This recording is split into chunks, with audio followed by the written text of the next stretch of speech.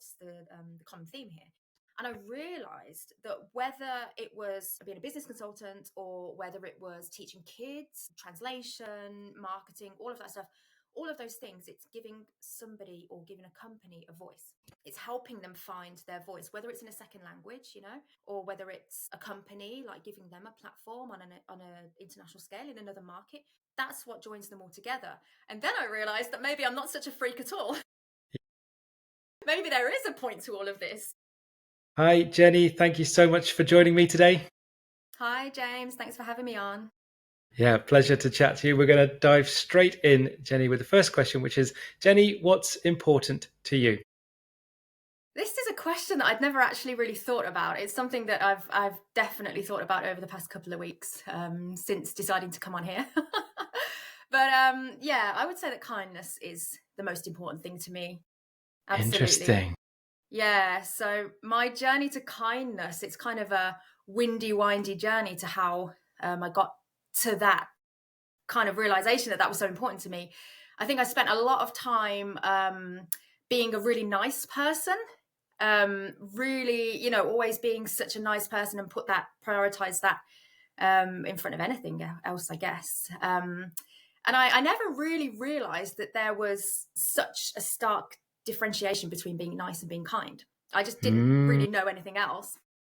So yeah, it led me on this journey. And I think being nice didn't do me any favors at all. Of course, it's nice to be nice, right? Of course, yes, to treat people well and, care about people, etc. But I realized that it was taking me on this journey of like just weird things happening and just being taken advantage of left, right, and center, and giving so much of myself to just becoming totally empty. And I never really realized that it was because I just thought that I attracted weird people and situations, yes. I never realized it was because I was being so nice. I just never questioned it, right? But like I say, it was taking me on this journey of just weirdness, and like some really strange things were happening and over. And it's all good and well when you're in your early 20s, and life's a fun ride and you've got the cool stories to tell and that and this, that, and the other. But it was becoming totally exhausting, and it was actually becoming hurtful as well, because you give so much and you're always being so nice, etc., and always saying yes and always giving so much and then being taken advantage of. That's hurtful sometimes, right? And it was becoming very uncomfortable for me. Yeah. And it was showing up in jobs, in friendships, in relationships, just everywhere. And I never questioned it. I never really realized that it was I was the common denominator here, right? Yeah. So I ended up in a situation that was, I suppose, the turning point. Quite a horrible experience, really.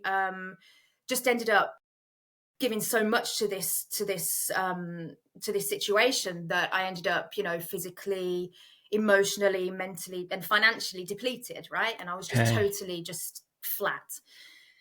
And at that point, that's like, it was probably the worst time of my life, but it's the turning point. So I'm like super grateful for it. But ended up, I was living abroad at the time, and I ended up coming back to the UK, walking away from a life that I loved, and just, I really, really did love that life, and it was everything I ever wanted, right? But I had to burn it all to the ground after that experience and just start again. And yeah, that was really tough, but it prompted a lot of like introspection and a lot of like internal, when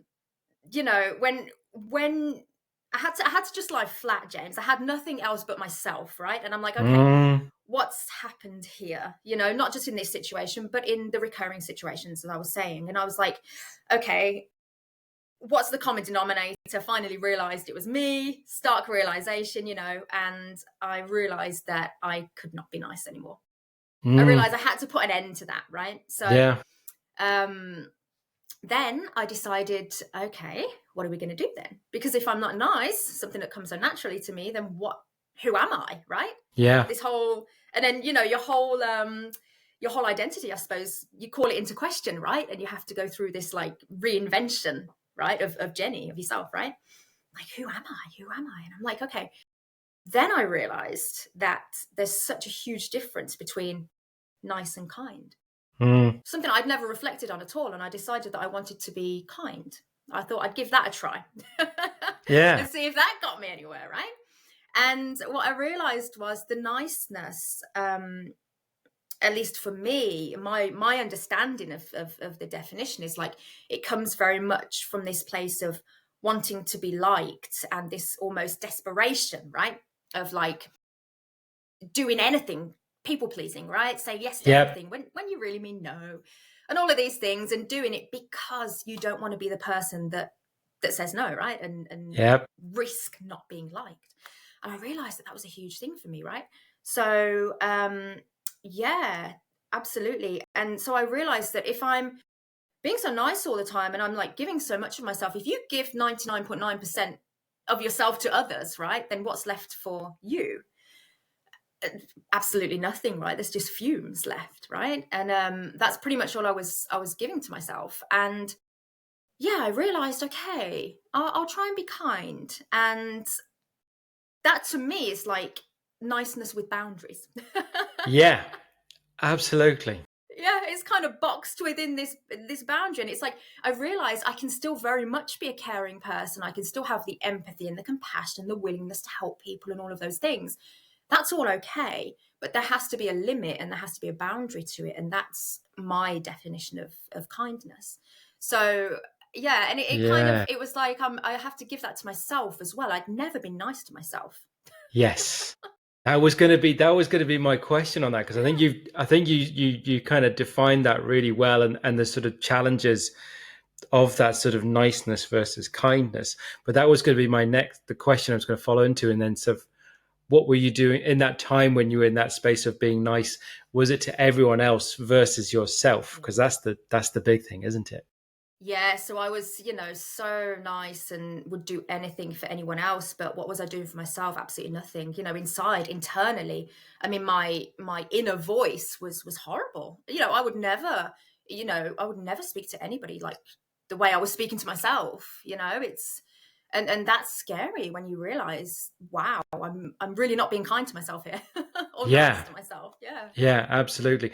And I love that. I'm going to have to echo again what you just said. There is kindness is niceness with boundaries.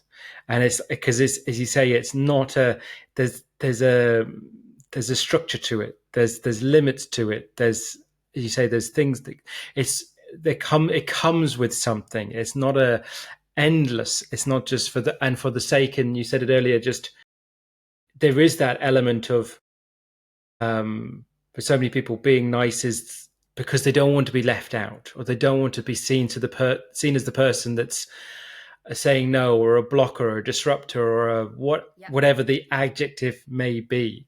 So the next question then, so when you said you're kind of got that definition of like, okay, I want to practice kindness, and I use the word practice deliberately. What were the actual things? Because to me, there's a bit more actually intention behind it in relation to how you are being. So what would you say are the differences when you actually implement kindness? What were the things you were doing? So yeah, and it goes very much against my natural being. So it's like this process of unlearning as well, and unpacking. And I think niceness is a survival instinct. Like we all want to be liked, and we all want to be members of the pack, right? And nobody really wants to go against the grain and be, like you say, the troublemaker or all of that. And I suppose part of it was making peace with that, that it was going to inherently bring that, I suppose, into question. Yep. But I also, I had to kind of, a motto I live by now, I guess, I had to kind of place a boundary, and that's like, you only get me once. Yeah. And that's been so hard, but I've managed to stick by it. And it's like, it's a one and done, Yes. And once you bring that energy into a situation, into a relationship, into a friendship, wow, it's the dynamics of it are so different. Because when, if I compare it to previously, it's like when somebody knows that you're just going to give and give and give, and always go back out of desperation or out of whatever it is, right? they know that pretty much they can do anything they want, and you're always going to go back. Whereas if it's a one and Yes. done, and you're giving out that energy, that's Yes. totally different. Yeah. Yeah. And I have been quite successful in implementing that as well. It's scary Yeah. though. Yeah, absolutely. Because in from what you're saying there, because in the previous version of those sort of relationships or connections with people, Mm-hmm. both of you in some ways were getting quote unquote something out of it. The person who was just getting all the take, they were just getting everything that they wanted from that, whatever that was from you, whether it's just to offload, whether it's just to dump their problems on you, whether it's to get something from you, whatever it is. And you're getting that little bit of a feeling, that hit of I'm part of something in the moment. But it's always in the moment, isn't it? It's the retrospective after that's kind of going, oh Jesus, I'm doing it again type thing, Yeah. So it's this is why I think it's so hard for people to one recognize it and then do something about it, because in theory you are getting something from it, from the acting in the previous way. And as you say, doing the other is hard. It's hard to really make those and stick to those actions. But as you said, though, you've obviously seen the benefits from doing that. Absolutely, and my life now is so simple. You would even say Ye- kind of on the boring side, I don't have all the wild stories and all of that anymore, but I also don't have the big group of people anymore, or the big, Yeah. a lot of people that were in my life have fallen away naturally, um, which is a really interesting thing. So it's all almost, and I think I mean, I used to hate my own company. There'd be that emptiness, that came Mm. with it. But that being nice and always giving also gave me an emptiness. There's also like Yes. an emptiness that comes with that as well. So when I decided to become kind and have boundaries, Mm. when I decided that and decided that my life can no longer go on this way, I have to make some changes. People fell away, and now in my life there's only, I could probably count on one hand, two hands, okay, at a push. Yeah. But the quality of that, the quality of those friendships, relationships, contacts, everything else is so much higher. And yeah, I think that would be the biggest thing I Yeah. gained from it, I suppose, or the biggest Yeah. difference, I could say. Yeah. Absolutely. The sort of I can definitely resonate with that. The sort of the quality over the quantity type thing, isn't it? In relation to whatever that connection or friendship, relationship, whatever, when it comes to people and community, and realizing that it's like in so many things we talk about, with connections or friendships or anything like that, or just in general, we can very much chase the numbers on anything, Absolutely. and thinking that's what our definition of whatever success and things is. Is it the volume, is it the numbers, is it the amount? And it's the problem I had with that, and I think many people have with that, is if that's the motivator and that's the definition of success, there's only more. The number can just keep going up. And then you realize, as you said, and that word that you said there is empty, is a really powerful word, actually, because it's like you're pouring into a bucket with holes in. It's, you know what I mean? Like, Absolutely. Yeah, you're so if that right. makes sense. Yeah. Yeah, absolutely. It totally resonates. Yeah. And now, I really enjoy my own company because I'm not Yeah. running away from myself anymore. I'm willing to be, well, more than willing now to be kind to myself, Yeah. be nice to myself, all those things. It's like I'm not running away from this battlefield that's in my head. Mm. So Yeah, absolutely. So I'm interested then. So, because obviously what you do now, in a sense of your sort of business profession, and what you're trying to do with your career, was it different from, obviously, did this come out of your realization, or was it how did the kindness or your sort of low point then spark what you want to do now, or was it something that was always there? it's a great question. I think it's a bit of both, to be Yeah. honest. I realized that as I was thinking about this coming on this podcast and these Yeah. questions that you would ask, I realized that with equal importance to kindness to me was empowering other people Mm. and helping other people have a voice. And I think that kind of comes from me for so many years not having my own voice and not knowing when you give away so much of yourself and you're taking parts of other people, you don't know who you are anymore, right? You don't know who's Jeni, what's Jeni saying for, where does her voice come from, right? So I think it's, and when I look back on my career, so when I came back to the UK last year, that was a really, really interesting time, because it's like this whole process of like rebuilding, right? And yeah, very much this journey of getting to know myself again, and what I want to be and what I don't want to be, and all of that. And I was looking for work. I was looking for jobs. I can come back to the UK, and that was before I had the I had the ideas of what I wanted to do, but it was before I had kind of had the realization that I could do it, right? So I was like, okay, I'll look for jobs. And I went to it's so funny, I went to an interview, and this lady there, she who interviewed me, she absolutely couldn't get her head around my CV. It was just, it seemed so random to her. I guess non-traditional, and it is non-traditional, I guess. It's not what you would expect, I suppose. Sure. And I remember leaving that interview, didn't get the job, of course, but I ended up leaving that interview and coming back here and being like, oh my God, I am such a weirdo. There's just something wrong with me. Like that I must be like, for somebody, in a position of power or whatever within this company, to sit and be like, I don't quite get it.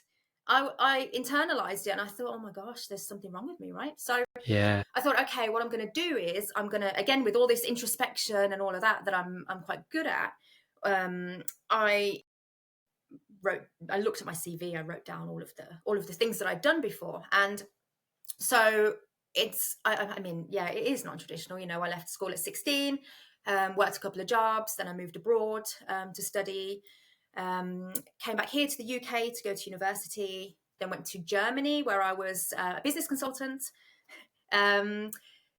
Really enjoyed doing that, but burnt out after a while. Again, too nice, right? Yeah.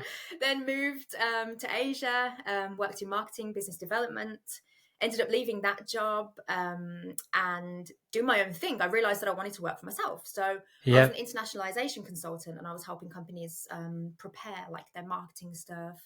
I did a lot of translation. I helped them basically prepare linguistically as well. I was helping them, language coaching and stuff like that, prepare to enter Western markets. And I was teaching a little bit on the side as well, teaching kids, because that brought me joy. That's fun, and came back to the UK, total clean slate, and didn't really know what I was going to do. And obviously now I'm in like the coaching, EFT tapping space, which we'll talk about in a little while. But it was very much like, okay, where's the connection? I didn't even know where the connection was myself. It was like, to anybody else, it looks like I've just bounced around. And I suppose, I don't think I intentionally bounced around. I think there was a meaning to it all. It's just that I didn't know what it was, and to this lady, it was just totally random, it was totally bizarre. But anyway, I decided to look at it, or like I say, and be like, okay, what's the common theme here?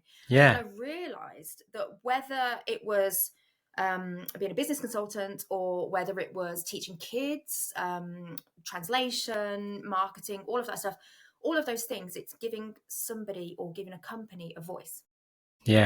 It's helping them find their voice, whether it's in a second language, or whether it's a company, like giving them a platform on an international scale in another market. That's what joins them all together. And then I realized that maybe I'm not such a freak at all. Maybe there is a point to all of this. Yes, absolutely. I just didn't really know what it was. And so I'm very grateful to that lady who questioned it, because it led me again to this discovery, right?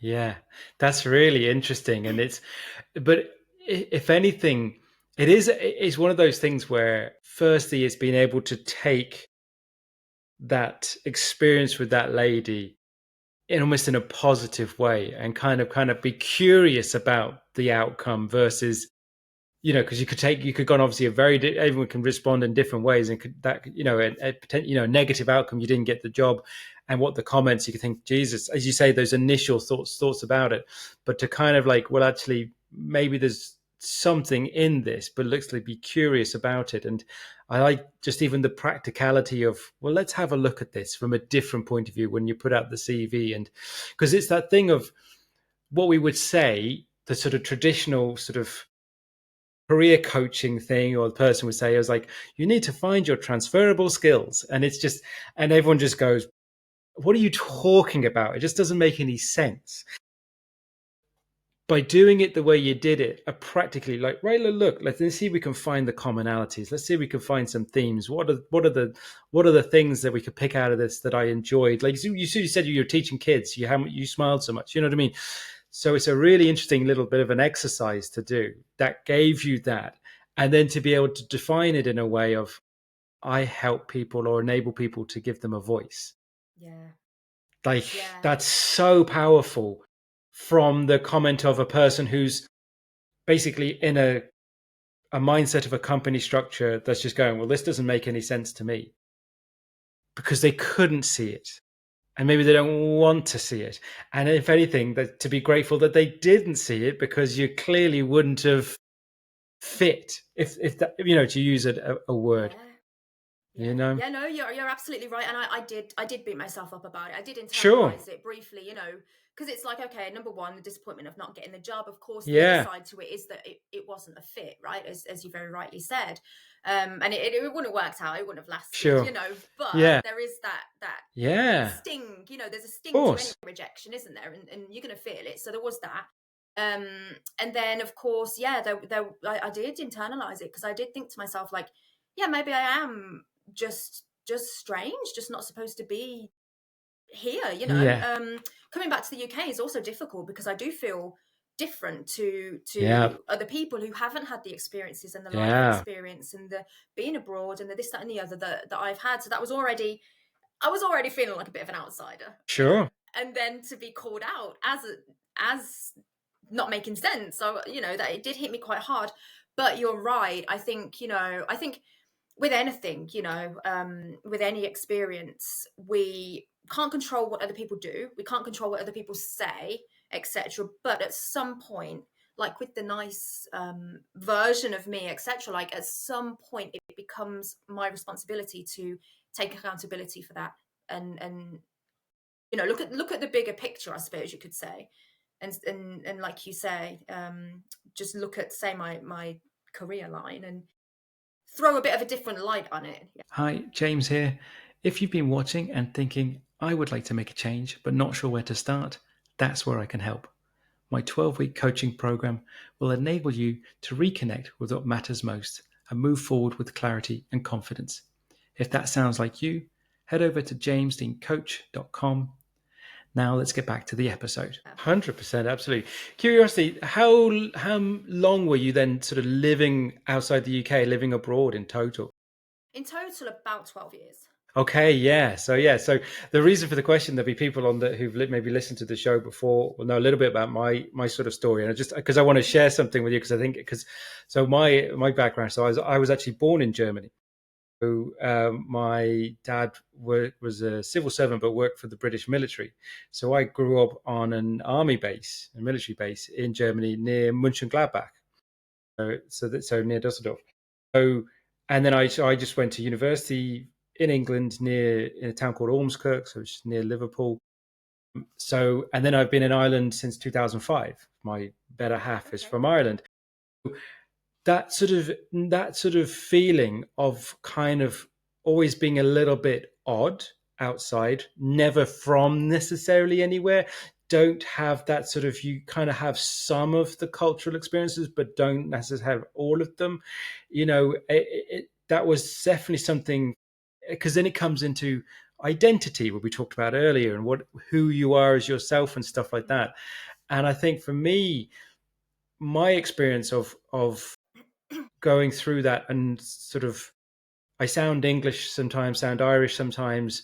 I've had every other accent you can imagine where people think that I'm from. But I've only been I think I counted it once. It's like less than 2 years, the time they've actually spent in the UK in any sort of time. So the way I see it now, and very much like yourself, was to look at it from a different perspective of the positive that it is, the uniqueness, as opposed to thinking that something that you're being on your own. It's like, no, this is a uniqueness to me that no one else can have. And the benefits, one of the things I find for myself, and I wonder if this resonates with you, is like when you've lived abroad or lived somewhere else, or it's like I can go anywhere and be anywhere and be perfectly comfortable moving away, moving again. I've moved 3 times in Ireland. You know what I mean? It's like to towns and stuff that sort of thing of being anywhere in the world is kind of like, yeah, let's try it. Where some people won't leave their town. Yeah, absolutely. So I just wanted to share to see, like, you know, because I thought there was an interesting the way you said it, because it's living abroad and working abroad has such a different perspective on life. Absolutely, absolutely. Yeah. Thank you so much for sharing. Yeah, it makes total sense. It totally Yeah. resonates. You're right. And Yeah. you know what? As you were talking there, I was thinking actually the whole too nice, all of that we discussed at the start, Yeah. that makes so much sense because you want to be part of the pack, right? Yeah. I'm going to be different wherever I am. I was different in Germany. I was different in Asia, right? I'm always different, right? Never always almost, but never fully, right? Yes. Yes. And of course, then I'm gonna possibly people please and do, you know, whatever I can to be liked because I don't want to be the outsider, right? Which obviously I always was. So Yeah, it absolutely. makes total sense. Yeah. 100%. And yeah, and so you kind of like my thing as well was like because where you it's like this I had this slightly different sort of layer in the sense that it's military versus so, Right. and when it's not that my because my dad, and even then it's like another layer, he wasn't in the military himself, so he was like support for the military. But the thing is, like with military life, is people come and go, like it's 2-3 years they could be gone. We were the anomaly that my parents lived there for 20 plus years. So we were like the family that just never left, but people come and go and that, so you have to make friends quickly and then accept that they'll go. So in the sense of that sort of um sometimes the being nice, or sometimes the other side of it being almost guarded, because my lived experiences are, well, they're just going to leave anyway. Yeah. Do you know what I mean? So there's all these funny things when you look back on yourself and you think, why am I acting in a certain way or a certain perspective? Because it's just the experience you've had.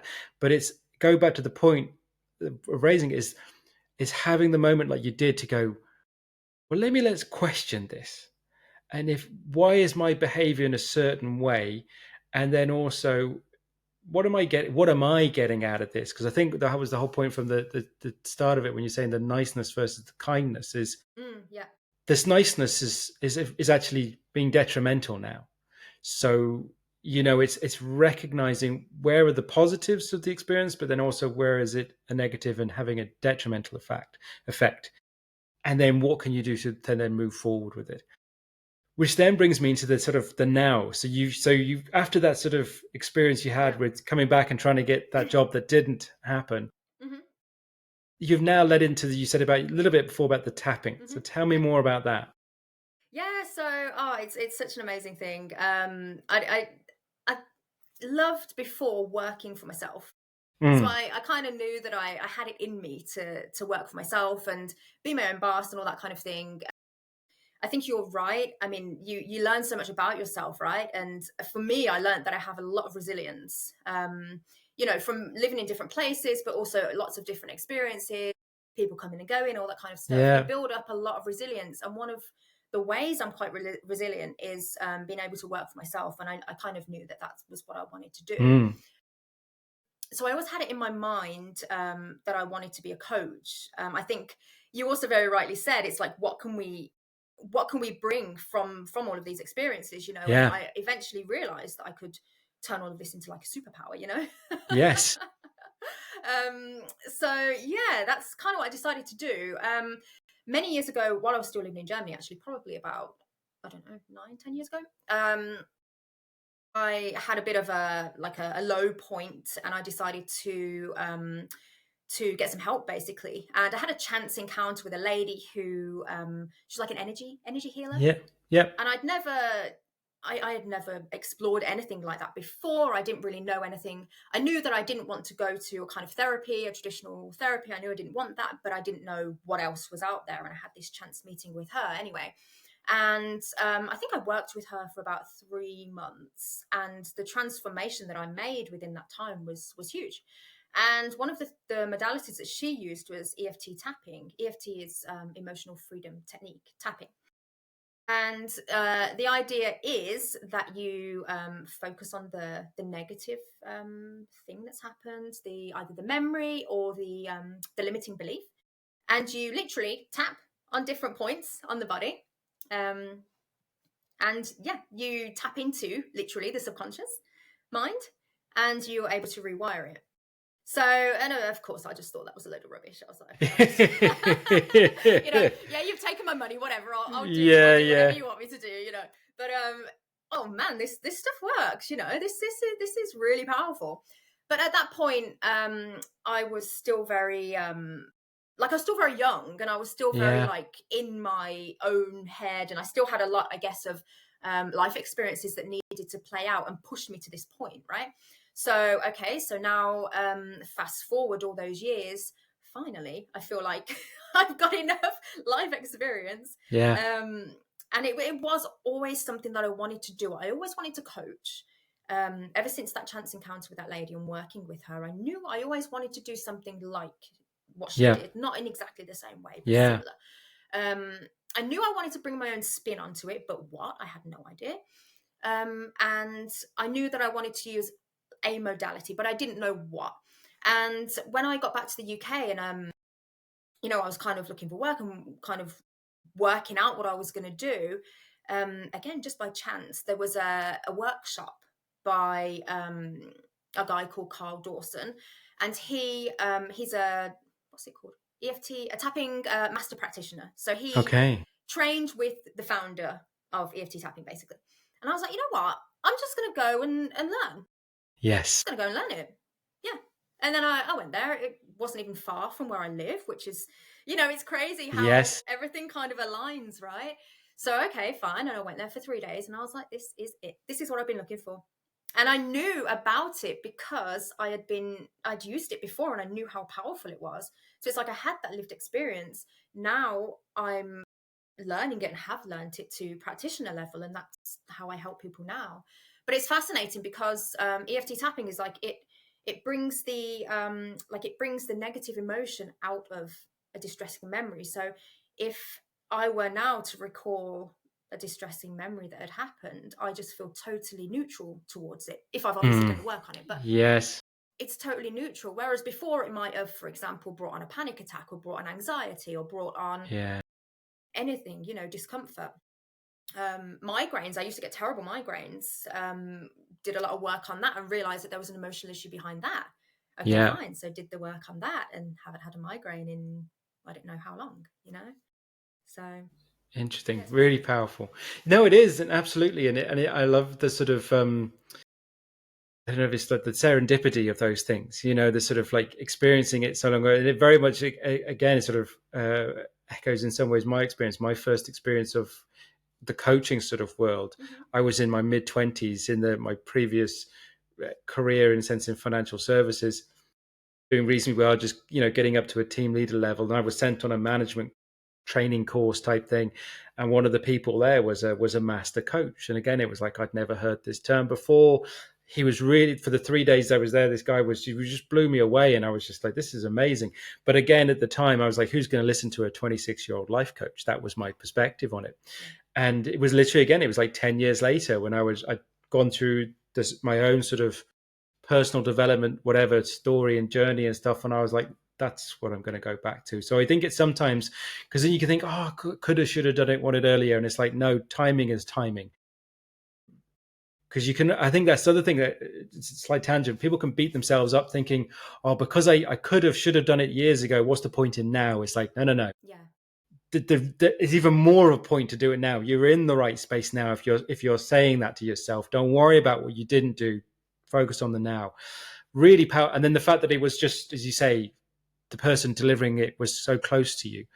I'm interested then, because you said about you wanted to work for yourself and you found the modality.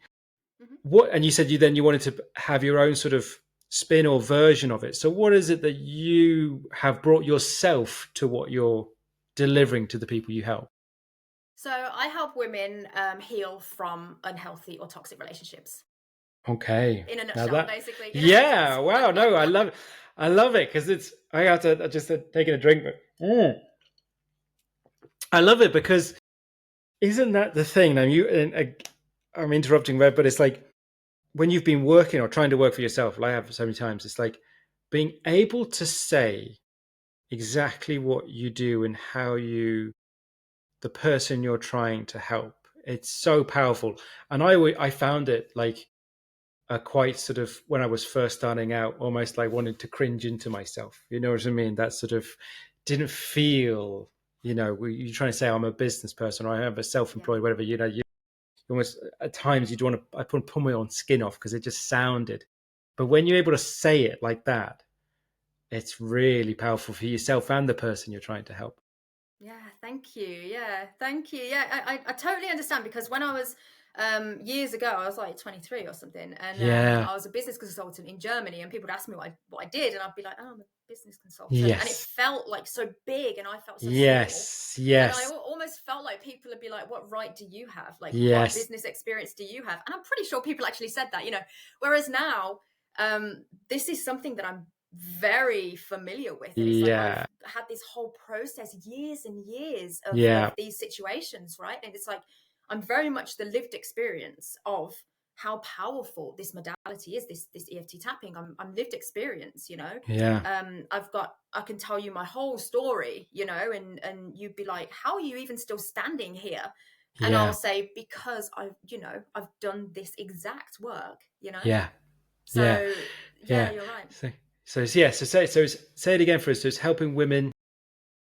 Heal from toxic or unhealthy relationships. Yeah. Love it. Love it. And yeah, no, massively powerful because I always find it interesting when I'm chatting to people on this show, in the sense of I always seem to get these sort of uh, serendipity again, of that word, of follow on conversations from people. So like in the sense of the women that I've spoken to recently as well, um, there's definitely a commonality. There's a theme of women. I think it's always been there, but women helping and empowering other women. I think there's definitely a continual shift in that space. That because I think there's you could say there's the stereotype that women will versus men will talk and things more, but there's a difference between talking and taking action and doing, and actually moving oneself forward. And so I think this is like, there's definitely I see it from so many women now in this space, not just there to, not, it's no longer, as you say, like the therapy of just listen, sort of dismissing therapy or No, no. listening. It's there's powerful. There's very much, I think there's a group of women who are kind of beyond the next step of therapy, if that makes sense. It's the forward thinking. It's the coaching side of it. It's kind of like there's a healing that needs to be done, but it's like what do we do next? So I think it's a really powerful and important space that you're obviously working in. I'm interested then, when I ever chat to someone who's in this space and coach, the women that you work with then, when you, the first thing is, how long I'm ready to go broad now. How long do you typically work with someone first? That's my first question. So I've got different packages, 6 weeks or 12 weeks, basically. Okay. Usually that's enough time to, like you say, it's very forward focused. We don't Yeah. dismiss what's happened. Of No. course, that needs to have its space to come out. And Yeah. oftentimes these are women who have been denied a voice.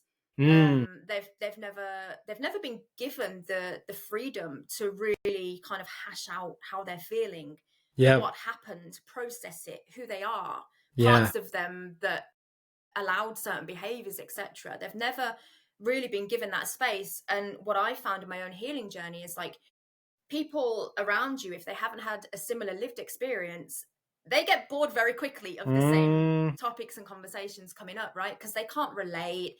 They're thinking to themselves, I'll just get over it, move on, let it go, all of those things.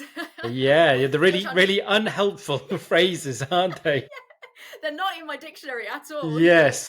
I'm very much there to provide this space, this safe space, this open space, right? With Yeah. guidance, with help, with the EFT tapping, all of that.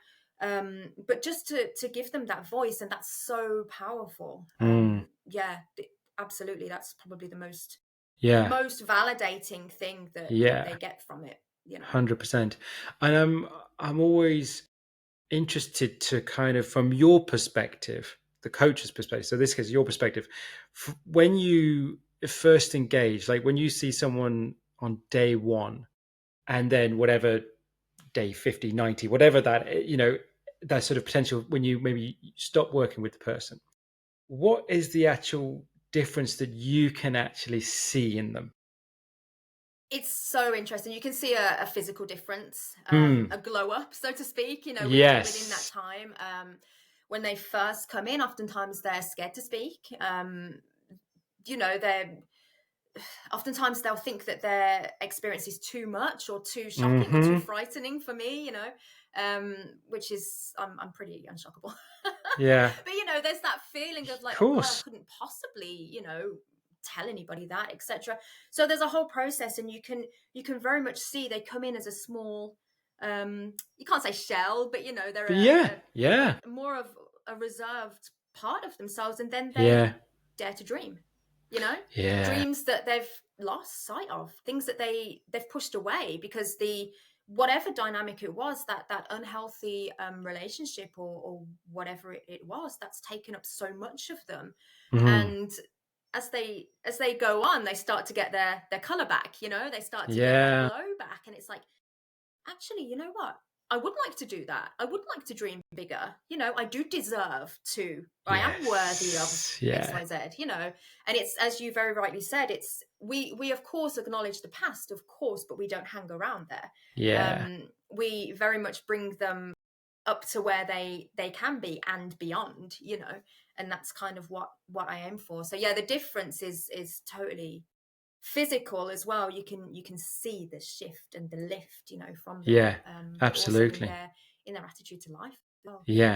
Absolutely. No, I think it's a really expressive way of putting it, because it's almost like, literally, it was like as if they're coming in black and white and leaving in color. Do you know what I mean? In a sense of that, like the word you say, like glow, is such a beautiful word as well, there, isn't it? That's, you can literally kind of get that sort of sense from them, and that's why I think it's so powerful, because again, it's going back to the point that you said about giving people a voice as well. And so there's two things: there's the physical and the inside of it.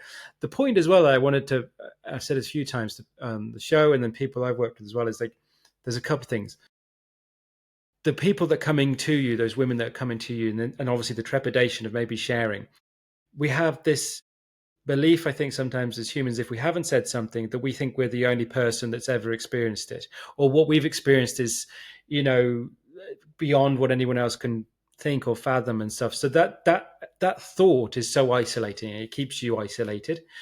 Whereas you can unlock that to think, well, actually, no, in all of human history, someone has felt that way, someone has experienced it. It's very liberating. So it's to really echo, like, basically someone's, you're not alone, and that you can be listened to. And also as well, I think, to say that that a person's experience as trauma is not fixable, if that makes sense. You can work a way through it. Some people think their life is so complicated that that's it. You know what I mean? There's no point even trying. But what you've proven with what you're doing is it works. This is the point as well, that to for anyone listening or watching, is you might be still listening to this or watching this and thinking, no, tapping, geez, she's out of her mind. You know what I mean? And get it. Or coaching is out of your mind. Then it probably won't be the modality for you.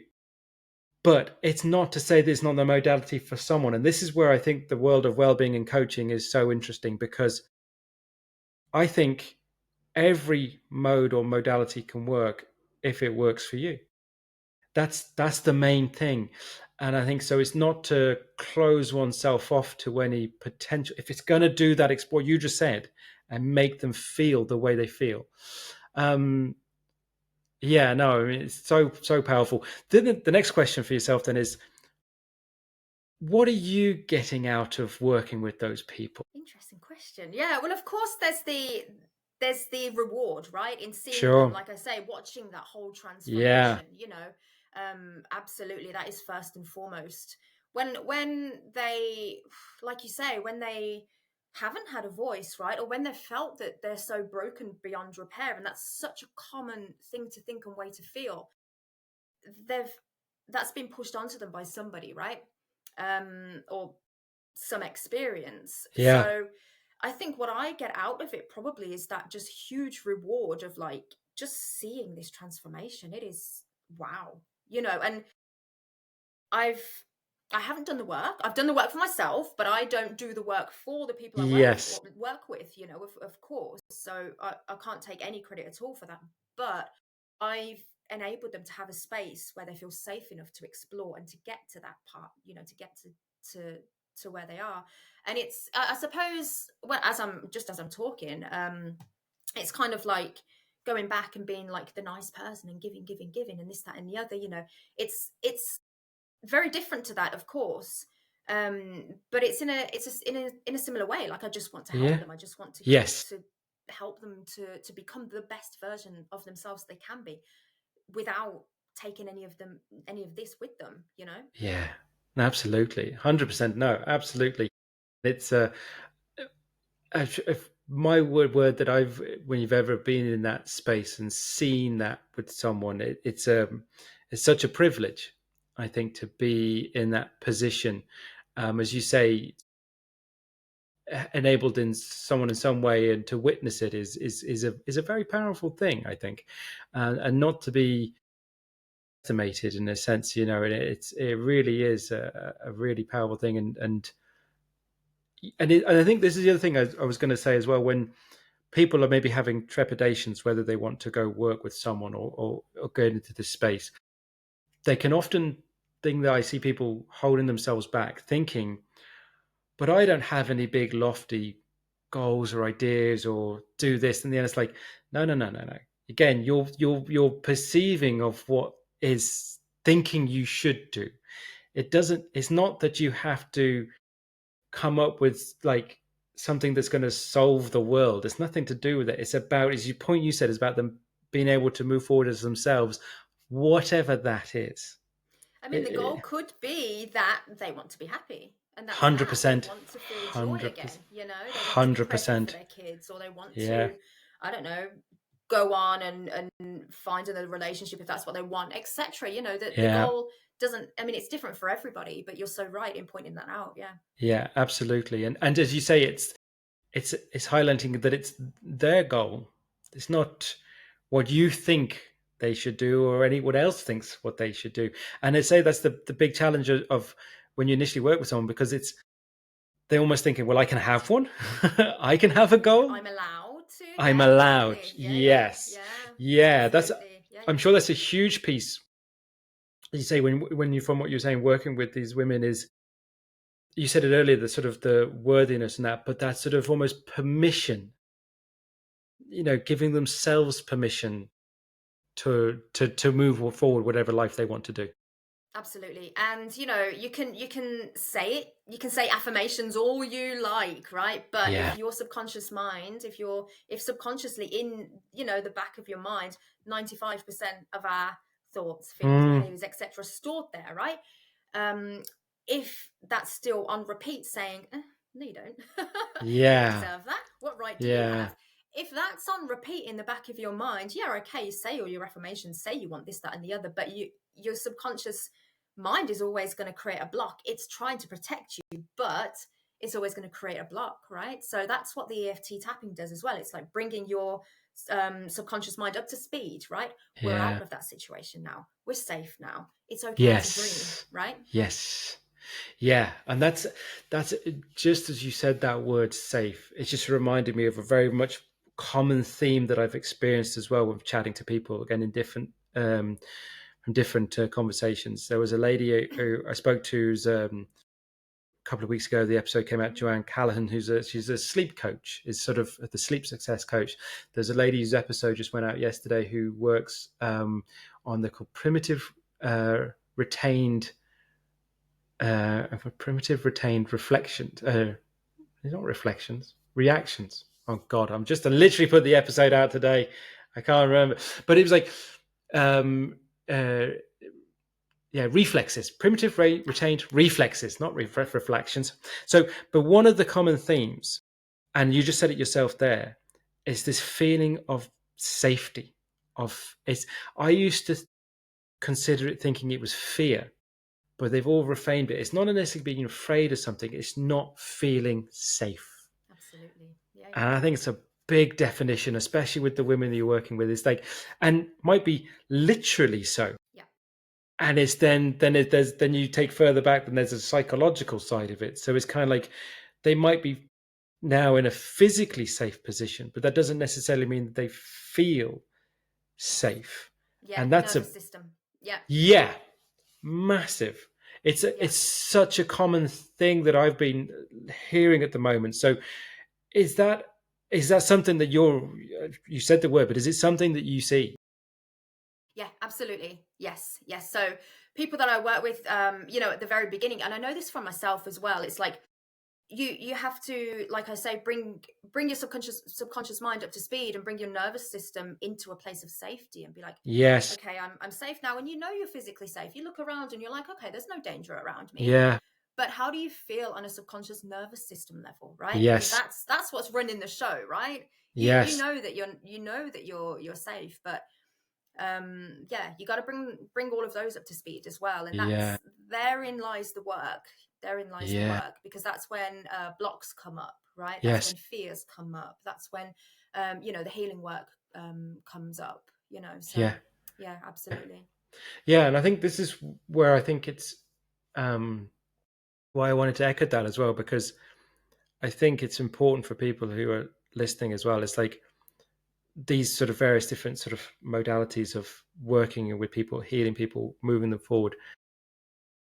Again, the process can be difficult, can be hard, but it's if you get over it, it's not the sort of woo-woo thing. This is deep, important work, and it's like it's going to, if that sort of like not feeling safe or whatever it is really is the thing that resonates, it's like this is something that can change that. Do you know what I mean? I think it's really important. It's like it's because you say, oh, what's the goal or whatever? It might be to feel happy or whatever, but it's like, great if I could feel safe. Isn't that's a really powerful Absolutely. sort of one. Absolutely. Yeah, 100%. It's interesting you say that as well. Like what attracted me to EFT tapping all those years ago, when I kind of used it myself with the lady who I was talking about, is the fact that it's not woo-woo. Because at that point I was not willing to accept. I wasn't in the space of like, healing work and all that stuff. To me, it was just weird, but I was able to go and look, okay, there are papers published on EFT tapping. It is accepted in these sciencey spaces, all of that. It is becoming a more accepted thing, and now even more so. Fast forward 10 years, so that's very much what attracted me to it. That there's, it sounds ridiculous, maybe, but there is the science behind it, and that 100%. That's the reason really why I took it as a modality. I could have gone down any road really, but no, absolutely. And I think it's because I think the more, as you say, the more in the sense of the research that goes into it, and the more that but it's also, again, it's not just like yourself, it's the lived experience of other people, it's and it's the, when you see, as you said it earlier, when you see the before and after of people that you've either seen, you've gone through it themselves with someone else, or the people who've worked with, it's like, well, no, it's not all BS, because I've experienced, I've seen it, I've done it, you know what I mean? So and I think sometimes when people are sort of dismissive of anything like this, there's almost an element of going, you'd want them to question, okay, but is there a barrier you're putting up, that's something that's because you don't, is it because you just don't believe it, or is it because there's something actually inside of you that doesn't want to actually be asked that question of? Because if you actually did ask that question of yourself, you have to go somewhere, and it's easier just to say it's nonsense, because that means I don't have to ask that question of myself. Well, it's that whole thing of safety again, isn't it? Like you're going to open up a can of worms that makes you feel vulnerable, exposed, unsafe, right? And that's 100%. Absolutely. Jenny, we got to the point in the show where I'd love to ask everyone the same question. So the first one I'd love to ask people: are there any quotes or phrases that are important to you? Yeah, so I mean, I don't have anything from an author or I'm not Sure. really a movie person or, Yeah. you know, whatever. I don't have anything like that. Oh. But when I was really, really down and really struggling and just on that transition phase, just as I was moving from Asia back to here, there was a lady that said to me, take the lessons and leave the rest. And it's just stuck with me. Take the Yeah. lessons and leave the rest. And I was mind blown. I was like, yeah, it's such a, it sounds like such a simple thing, but we get so fixated on the rubbish, right? I mean, I could have turned this whole show into a tale of woe, really, if you know, I'd have focused just on that, right? And yeah, that my mindset at the time was really just focusing on that, like these crazy situations and these horrible things that happened, blah blah blah. And take the lessons. So that first part, take the lessons, okay, that's looking at what you've experienced and flipping it, right? Instead of looking only at the negative, turning it around and being like, okay, what can I learn from this, right? And use it as a lesson that you can then take forward, right? So at least then it's not also negative. Yeah. You know, you've at least drawn some positives from it. And then the next part, leave the rest. All the blame, the shame, the shoulda, woulda, couldas. You know, I should never have done that. I shouldn't have, you know, this, that, and the other. I wish that had never happened. Leave it. There is nothing you can do about that now. All you can do is take the lessons. That's all you can do, and that stuck with me Yeah. as No, I being love that. so valuable. Yeah. 100%. No, love it. Love it. That's a really good one because I love it because it is so simple and it's like, when you hear it, it's like, it's almost so painfully obvious, but Yeah, it's like, why but didn't I think of that? yeah, yeah, absolutely. And you just like, and you will, and anyone who's like myself, and then hopefully anyone's watching or listening, you almost want to go, well, you know, yeah, or just like, well, it's stuff you or that, because it's Yeah. like, but again, it's this is the point, as I say, it's like so much of it about sort of whatever personal development growth moving forward, so much of it is simple, and we want to try and overcomplicate it, because if we overcomplicate it, it can kind of keep us from doing it, you know what I mean, and keep us so another way of keeping us holding ourselves back and stuff. But it's like that something like, no, take the lessons, leave the rest. It's because a lot of times, like, we're hanging on to that stuff that we could leave behind because it is part of, we felt that we kind of, it was part of our identity, it's part of who we are. What I'm going to leave, if I do leave this, again, goes earlier to what you said about in the show, is like, well, who am I if I leave all this stuff behind? You know, because maybe reinventing myself seems scarier than holding on to this, but then, you know, it's there's definitely power in doing it, because the other way I'd look at it is like, if you literally did leave it, whether if the analogy, it's a rock, a backpack, a suitcase, whatever, it's like what you'd be able to do going forward is much more powerful. So it's it's a fantastic saying. Love it. Yeah, absolutely. For me, I really like it because it has that element of action. It's like you Yes. can, it's not just, you know, so many people have said things like let it go or like, Yeah. you know, just move on. And it's like, what, Yeah. give me something Yeah. tangible, right, that I can Yeah. do, right? Yeah. And that's why I totally discount those things from my vocabulary because they make no sense Yeah. to me. I'm like, what does let Yes. it go even mean? Like, what does that Yes. even mean? So if we go to take the lessons, you can literally, whether it's sit down and write a list, or you Yeah. know, a mental list, or just whatever, right? You can, it's an action that you Yeah. can very much do. It's something practical, you know, you feel like you're doing Yeah. something, right? It's like a whole process. Absolutely. 100%. Next question. Who do you think have been the biggest influences in your life? Yeah, again, I don't have like a, I think a lot of people look up to like celebrities or Yeah. personalities or this, that, and the other, and I've never really been drawn to them, I guess, because they seem so far away from where I'm at. But there have been my so-called guardian angels that when I, particularly recently, you know, within the past couple of years, when I've really been on this kind of journey of self-discovery or like real struggle, that have just popped up out of nowhere. You know, and Yeah. all women that have lived a similar experience, actually, and all women that are able to share things like take lessons and leave the rest from Yeah. a version of themselves that is in a place of being at least on a healing journey, at least on a little bit forward to where I was at the time. And they all seem to just pop out of nowhere. Yeah. But very much on time, in alignment, as you were saying earlier, like, all within the perfect timing, So Yes. definitely, I could name so many, there's Yeah. so many. And what would you think is from those women that have popped up, is there any sort of particular things from them, whether it's been things they've said, the way they've been, is there anything the particular you think that's influenced you? I guess their outlook on life. Yeah. Their outlook on life, I think there's one in particular, Kelly. So she is just sunshine.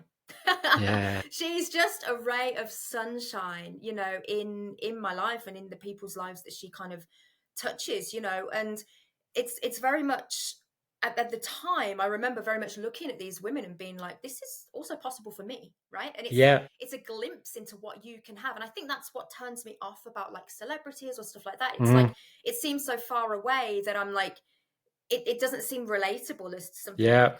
could do or have in my life, right? And it's so murky, like you never really know what's going on, right? Whereas if it's women, I say women just because that's my own experience, but if Yeah. it's people, in your life, like Kelly, for example, like the outlook on life, the way they live their lives, people are showing you what's possible. You don't have to live life by these particular set of rules. You can create your own. Yeah.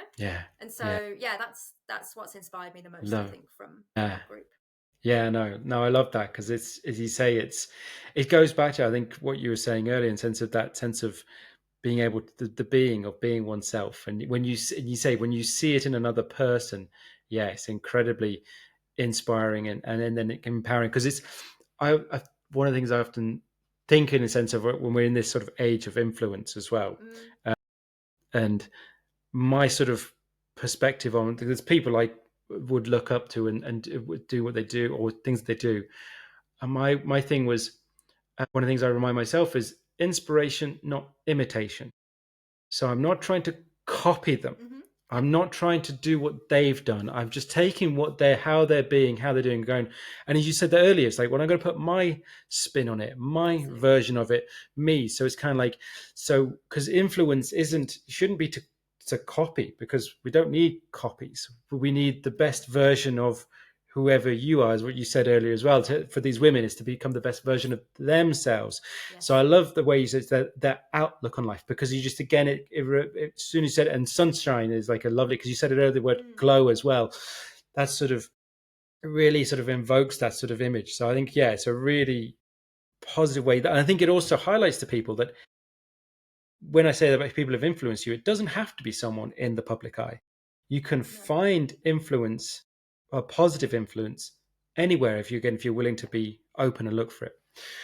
Wonderful. Absolutely, yeah. And it takes you Absolutely. on this journey of possibility as well. It's like at the 100%. time when I felt there was no hope for me, I felt there was no future for me, really, and it sounds Mm. dramatic, but really that's how it was.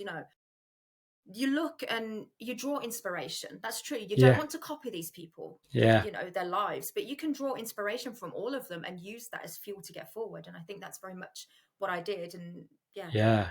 Love it. Absolutely. It's been fabulous to chat to you, Jenny. I have Me one too. final question for yourself, which is, what's important for your future? What's important for my future? That's just helping as many people as I can within in a boundaried way. Yeah, absolutely. To go 100%. back to the first part of the conversation, Yeah, yeah. absolutely.